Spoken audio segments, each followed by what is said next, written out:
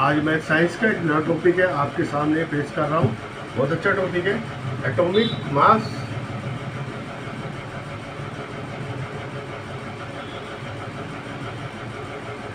Of an element. Atomic mass of an element. आप ये देखिए बहुत सारे मेटल्स हैं, नॉन मेटल्स हैं, गैसेज हैं, उनका एटॉमिक मास हम किस तरह से देखेंगे कि एटॉमिक मास कितना है। हम ये देखते हैं हाइड्रोजन है सबसे पहला, ठीक है, 1H1, ठीक है, 1H1 होता है इसका हाइड्रोजन का। तो जो है हाइड्रोजन के अंदर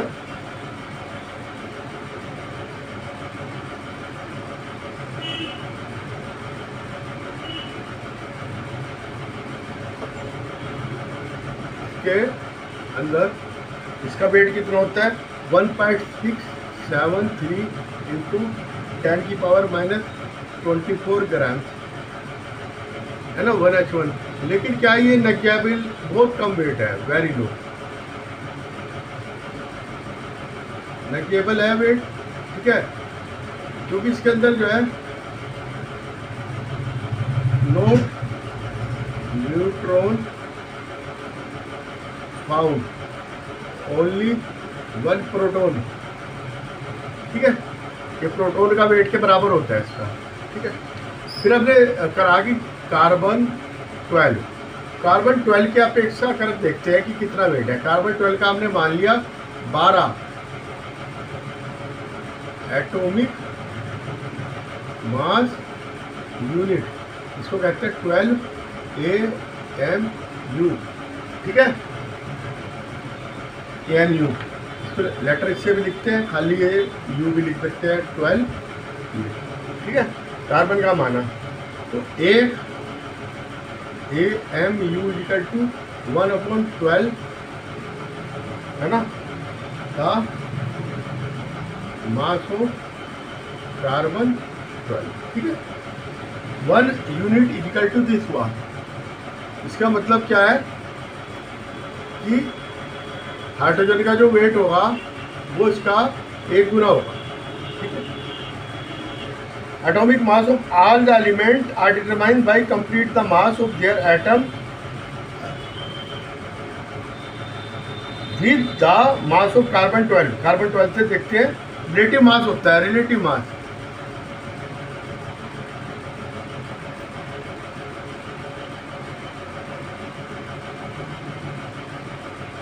ठीक है, ये देखा जाता है। अब मान लो ये मैग्नीशियम का है 24, तो ये कार्बन 12 का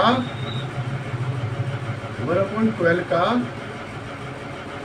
24 हुआ है, ठीक है, 24 टाइम्स, ठीक है, हो गया।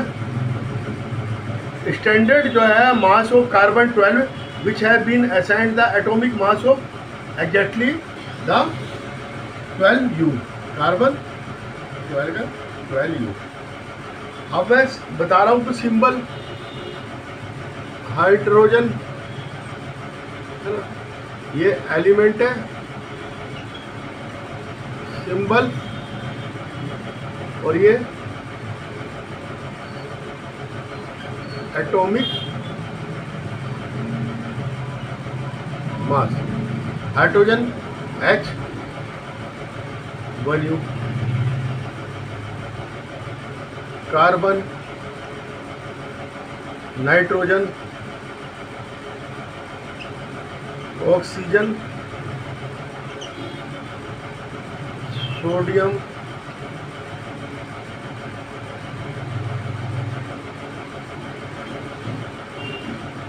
मैग्नीशियम, एल्यूमिनियम, 12, 14, 16, 23, 24, 27, ये थोड़े से याद करने पड़ेंगे आपको। अब क्या है, हो गया। अब कार्बन जो 12 है,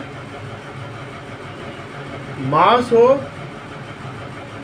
carbon 12 equal to 1.9926 into 10⁻23 grams.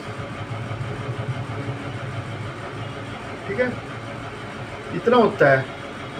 ये 12 एटम का है, तो एक का कितना होगा, 1 U इक्वल टू 1.9626 है ना,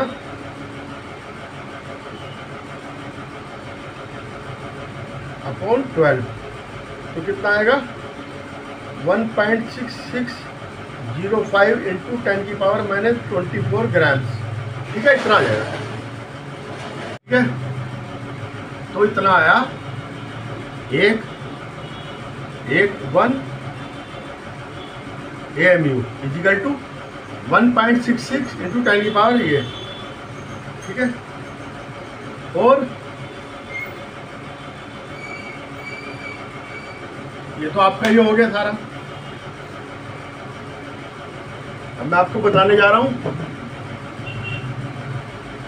कि सिग्निफिकेंस क्या होता है सिंबल का। सिंबल जो मैंने आपको बताए थे उनका सिग्निफिकेंस क्या है। अब मान लो C है, ये बताएगा कि ये कौन सा एलिमेंट है, रिप्रेजेंटेशन ऑफ एलिमेंट। ठीक है, C कितने एटम है, एटम नंबर C। अब ये C और क्या बता सकता है, 1 मोल ऑफ कार्बन। इसमें कितना होगा, अवोगाद्रो नंबर 6.22 इंटू 10⁻23 मोलिक्यूल्स होंगे इसके अंदर 1 मोल में। ठीक है, और क्या बता सकता है, 12 ग्राम कार्बन है। ठीक है,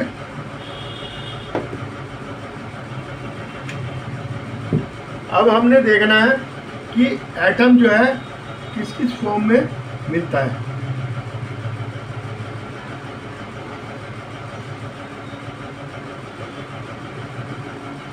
कार्बन एटम किस किस फॉर्म में मिलता है। खाली एटम तो मिलेगा नहीं हमें, खाली एटम तो सिर्फ जो है नोबल गैसेस का मिलेगा। ठीक है, जैसे कि हीलियम, नियोन, क्रिप्टन, आर्गन, ये सब खाली एक ही एटम मिलेगा। या तो फिर ये मिलेंगे मोलिक्यूल्स या मिलेंगे आयंस। ठीक है, अबे मोलिक्यूल इकट्ठे होके बहुत बड़ा वो बना लेंगे, बिग मोलिक्यूल है ना। तो हम एक मोलिक्यूल को देख नहीं सकते, तो हमें जैसे आयोडीन है, इसका क्रिस्टल मिलता है, उसमें बहुत सारे मॉलिक्यूल्स हैं क्रिस्टल में। अब ये आयंस है, आयंस है NaCl, NaCl की ये हीप है, इसमें पता नहीं कितने मिलियन वो होंगे मॉलिक्यूल्स है ना। NaCl टुगेदर रहता है और इसमें आयोडीन रहता है। अब मॉलिक्यूल्स क्या होते हैं, मॉलिक्यूल सबसे छोटा वो आइटम है जो पार्टिकल, जो सबस्टेंस का सबसे छोटा आइटम है जो फ्री स्टेट में रह सकता है। Exit in free state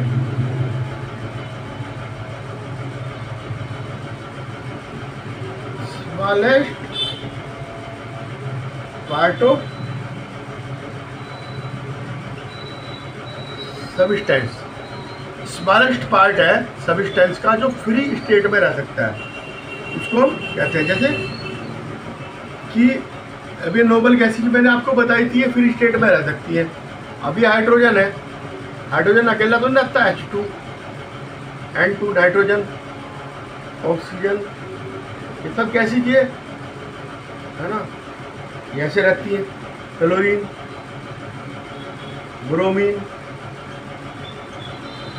diatomic, ऐसे ये डाइएटॉमिक है। ऐसे ये O3, ये ट्राई एटॉमिक है।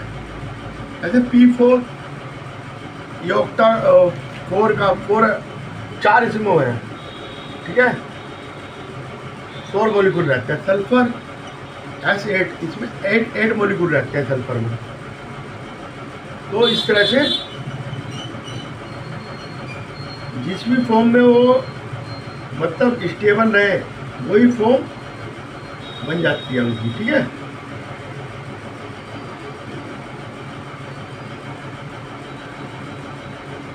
वही फॉर्म में वो एग्जिट हो जाते हैं, ठीक है, जिसमें भी बन सकते हैं,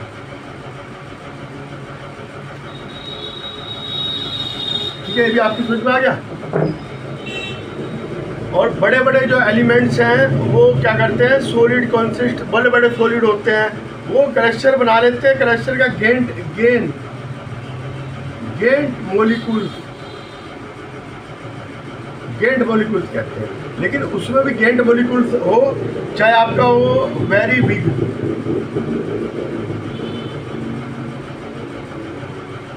लेकिन उसका सिंबल वही रहेगा। कार्बन तो कार्बन रहेगा, और आपका सोडियम तो सोडियम रहेगा, मैग्नीशियम तो मैग्नीशियम रहेगा, एल्युमिनियम तो एल्युमिनियम रहेगा, चाहे वो इतना सा हो चाहे वो इतना बड़ा हो, तो उसका फार्मूला वही रहेगा, सिंबल नहीं चेंज होगा, ठीक है, सिंबल सेम रहेगा। नंबर ऑफ एटोमिसिटी कहते हैं जितना नंबर उसको होता है, जैसे Na,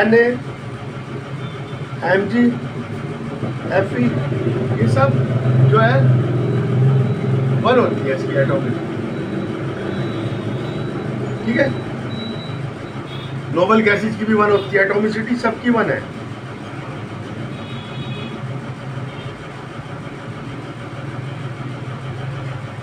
वन एटोमिसिटी, ठीक है। और कार्बन की भी नॉन मेटल में 1 होती है, ठीक है। आ गया।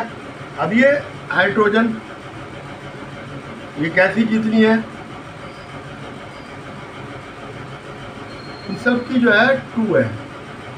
इस तरह से ओजोन में एटोमिसिटी कितनी होती है, ओजोन में 3, और फॉस्फोरस में 4, सल्फर में 8, ठीक है।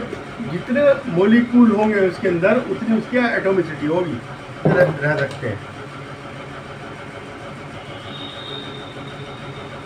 Molecule of compound. अब जब 2 या 2 से अधिक 2 और मोर जब एलिमेंट्स मिलते हैं तो वो क्या बनाते हैं, कंपाउंड बनाते हैं। 2 और मोर एलिमेंट्स में कंपाउंड, ठीक है। जैसे H2O, HCl, CO2, इसमें 2 है ना, ये 2 है, ठीक है, सब में 2 है, ये 2 है, 2 मिलके बना रहे हैं। तो compound which consist of molecule is called molecular compound. किसी क्या कहेंगे कंपाउंड को,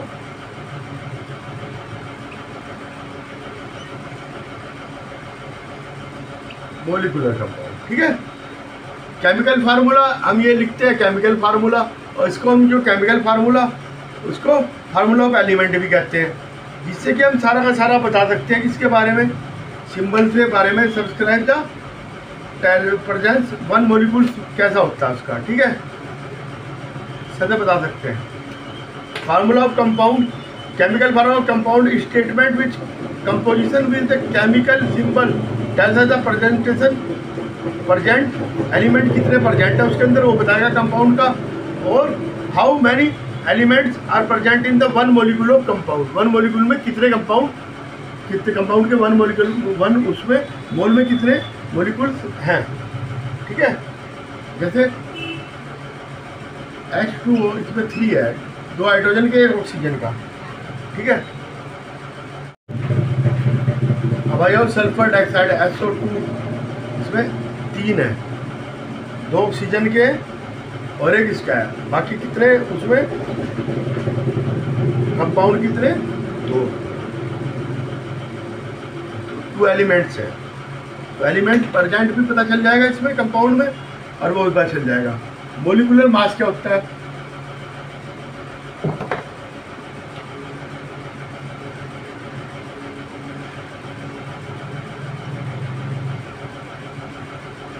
मोलिकुलर मास, ये कंपैरिजन में कार्बन 12 के, ठीक है, सब्सटेंस का रिलेटिव मास जो होता है वो उसको कहते हैं, इसको कार्बन का कितना लेते हैं 12 यूनिट, ठीक है। इसके कंपैरिजन में जितना मास होगा उसको उसका मोलिकुलर मास कहते हैं। जैसे हाइड्रोजन ये 2 टाइम्स ऑफ 1/12, ठीक है, 2 टाइम होगा 1/12 कार्बन का, 2 टाइम होगा, ये ध्यान रखना है। कैलकुलेशन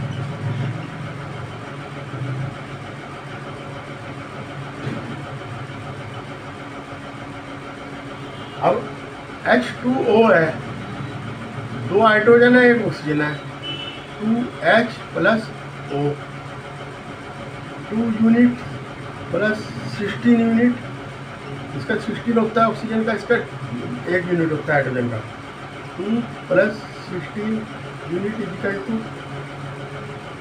18 यूनिट हो गया, ठीक है।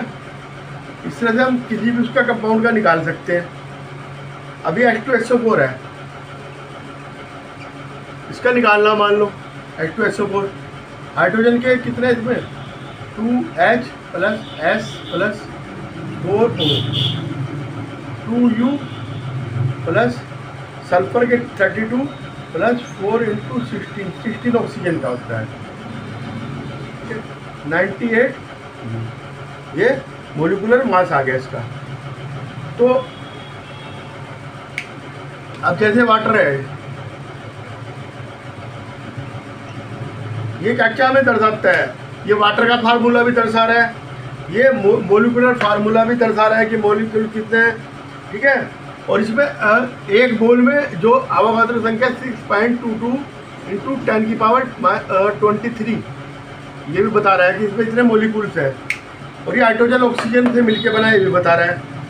और 2 एटम ऑक्सीजन के एक, और 2 हाइड्रोजन का 1 ऑक्सीजन का, ये भी बता रहा है, ठीक है। और ये इसका 18 ग्राम है इसका वेट, ये भी बता रहा है। तो आज के लिए इतना ही। कैसा लगा मेरा टॉपिक आप बताना, मुझको सब्सक्राइब करना है, लाइक करना है और आगे पढ़ते जाना है डे बाय डे।